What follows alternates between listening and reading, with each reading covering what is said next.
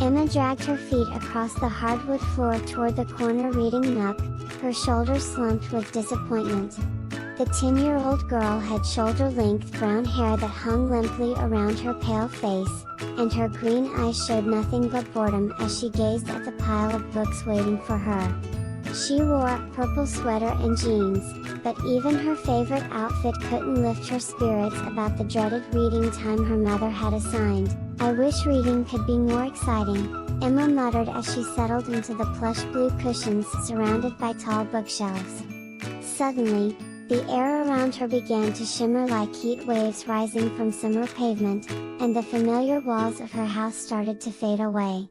The reading nook transformed before her eyes, growing into a magical forest clearing with towering oak trees whose branches created a natural canopy overhead. A cheerful giggle echoed through the enchanted woods, and Emma's eyes widened as a small bear cub tumbled out from behind a moss-covered rock.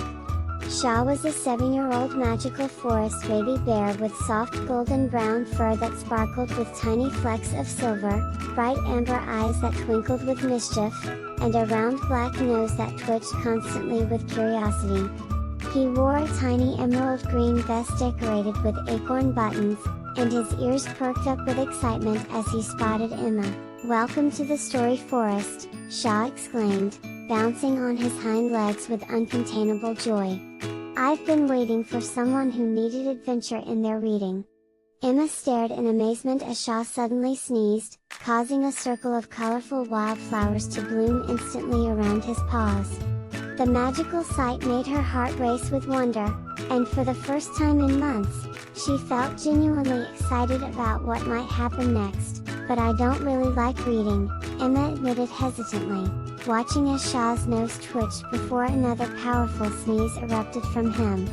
This time, a whole garden of roses, daisies, and sunflowers sprouted along the forest path, creating a rainbow of petals that danced in the gentle breeze. "That's because you haven't found the right kind of story yet," Shaw replied with a knowing wink, then suddenly vanished completely from sight. Emma gasped and spun around, searching for the playful bear cub who had disappeared during their game of magical hide and seek. "I'm still here," Shaw's voice called out from somewhere nearby, followed by more delighted giggles that seemed to come from every direction at once. When he reappeared beside a babbling brook, Emma realized that she had been completely absorbed in their adventure, forgetting entirely about her reluctance to read. As the forest began to fade back into her cozy reading nook, Emma clutched the book in her hands with newfound enthusiasm, understanding that stories could transport her anywhere her imagination desired. Shaw's final sneeze created one last burst of flowers that spelled out happy reading before he waved goodbye with his tiny paw. Emma opened her book eagerly, knowing that every page had the potential for another magical adventure, and that reading would never feel boring again.